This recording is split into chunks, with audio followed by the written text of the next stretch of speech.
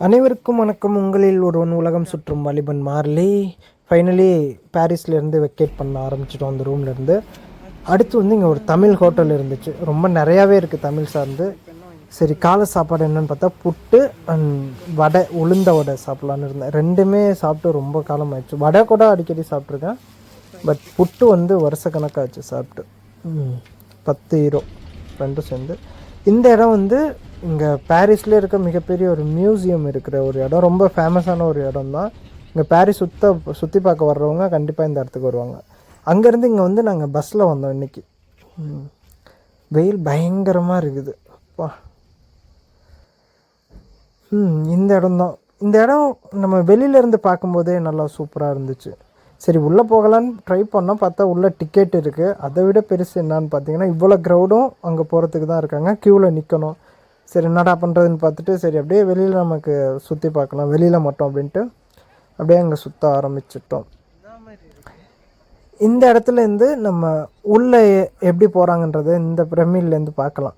கண்ணாடியிலே pyramid வச்சுருக்காங்க. இதுதான் அந்த இந்த மியூசியம் பார்த்திங்கன்னா எதுனா மோனாலிசா, அந்த பெயிண்டிங்கோட ஒரிஜினல் பெயிண்டிங் வந்து இங்கே தான் இருக்குது, இந்த மியூசியமில் தான். அதனால தான் இந்த மியூசியமே ரொம்ப ஃபேமஸான ஒரு விஷயமா இருக்குது. அந்த வழியாக தான் அப்படியே உள்ளே என்ட்ராகி உள்ளே போகிறது.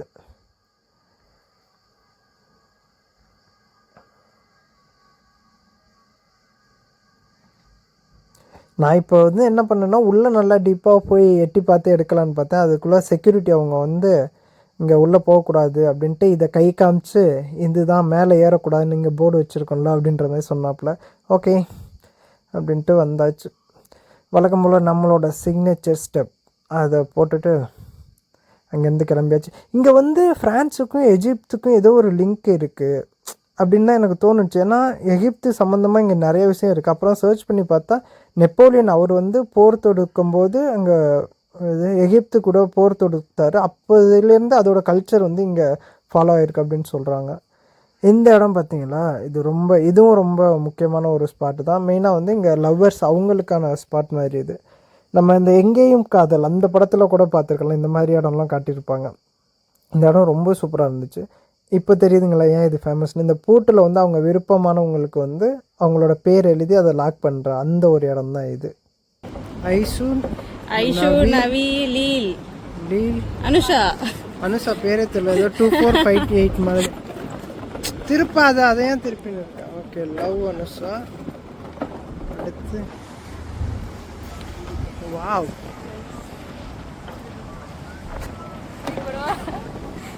சாவியை உள்ள போடணுமா? ஏய், எடுத்துட்டு போ, எதுவும் பிரச்சனை ஆயிடுச்சா? நோ, கீ வாங்கிட்டா இருக்கணும். பாரிஸ் வந்து அதை நீ செக் பண்ணலாம்ல அகைன் உன்னோடது. என்ன ஏதோ வேலை தூக்கி போடுற. இதுல யார் பேருங்க எழுத போறீங்க?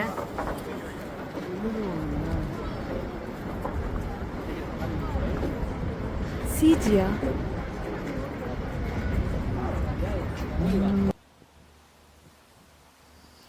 இந்த இடம் ரொம்ப சூப்பராக இருந்துச்சு, ஒரு அழகான ஒரு இடமா. தண்ணி மேலே அந்த மரம் இதெல்லாம். இந்த ஒரு பில்டிங் நீங்கள் நோட் பண்ணியிருந்தீங்கன்னா தெரியும், அதோட டாப் பார்த்தீங்கன்னா ரொம்ப டிஃப்ரெண்ட்டாக இருந்துச்சு. நான் ரோமில் வந்து இது மாதிரி பில்டிங் பார்க்கல. அதோட மேற்கூரை வந்து டோட்டலாக இந்த ஊருக்குன்னு ஏதோ ஒரு தனிப்பட்ட ஸ்டைல் மாதிரி அவங்க எல்லா வீடுமே அப்படி தான் இருந்துச்சு, அதோட மேற்கூரை எல்லாமே. இங்கே பாருங்கள், தெரியுதுங்களா, ஒரு மாதிரி ஏதோ நான் பழக்கம் இல்லாத மாதிரி இருந்துச்சு. இது பார்க்கும்போது நம்ம ஊரில் கோவில்லாம் இருக்கும்ல அதே மாதிரி இருந்துச்சு. ஆனால் இதுவும் வந்து நார்மலாக ஒரு பில்டிங் அப்படி தான். இது மணிக்கூண்டு அதெல்லாம் இருக்குது. போகும்போது சரி பாரிஸ் நினைவாக ஏதாவது வாங்கணுமேனு ஒரு ஸ்மால் பர்ச்சேஸ், ஒன்றும் இல்லை, அது மட்டும்தான் வாங்கினேன்.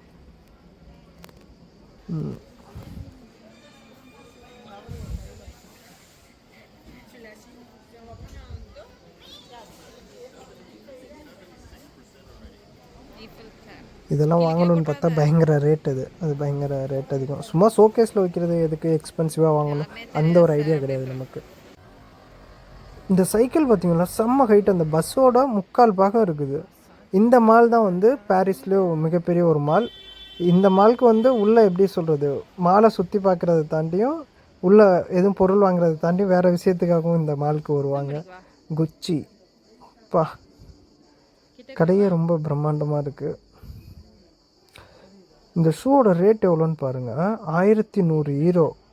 இப்போதைக்கு கரெக்டாக 1,10,000 ரூபாய் அந்த ஷூவோட ரேட்டு. பா, இந்த ஹேண்ட்பேக்கு இது சிம்பிளாக இருக்குல்ல பார்க்குறதுக்கு ஹேண்ட்பேக்கு. இதோட ரேட் எவ்வளோன்னு பார்த்தீங்கன்னா 1450 ஈரோ, 1,45,000 ரூபா. ஐயோ, இது குச்சி கிடையாது, இது வேறு கடை. இந்த ட்ரௌசர் வந்து இது கென்சோன்னு இந்த ஊரோட பிராண்டு. இதோட ட்ரௌசரோட ரேட் எவ்வளோன்னு பார்ப்போமா? எவ்வளோ? 1500 ரூபாய் இல்லை ஈரோ. இதெல்லாம் 1500 ரூபாய் இருந்தாலுமே நான் வாங்க மாட்டேன். அதுலேருந்து 100 மடங்கு அதிகம். இப்போ 1,50,000 ரூபாய் அதோட ரேட்டு. சும்மாவது ட்ரையல் போட்டு பார்க்கலாமேன்னு தோணுச்சு ட்ரையல் ரூமில். இருக்கட்டும். அடுத்து இந்த ஜாக்கெட் பார்ப்போம், இது எவ்வளோ இருக்குன்னு.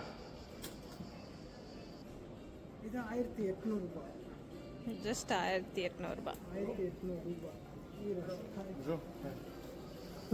இது அங்கேயே இருக்கட்டும். 1,80,000 ரூபாய். இந்த இடம் வந்து அந்த மாலோட மையத்தில் உள்ளது. ஃபுல்லாக வந்து காஸ்மெட்டிக்ஸ் அந்த ஷாப் உள்ளது. அதனால் அழகு சாதன பொருட்கள் அதுவாக நிறைஞ்சிருக்கு. இது வந்து லைட்டிங்லாம் போட்டு பயங்கர கிராண்டாக இருந்தது இந்த இடமே. பாருங்கள், செம்மையாக இருக்குல்ல.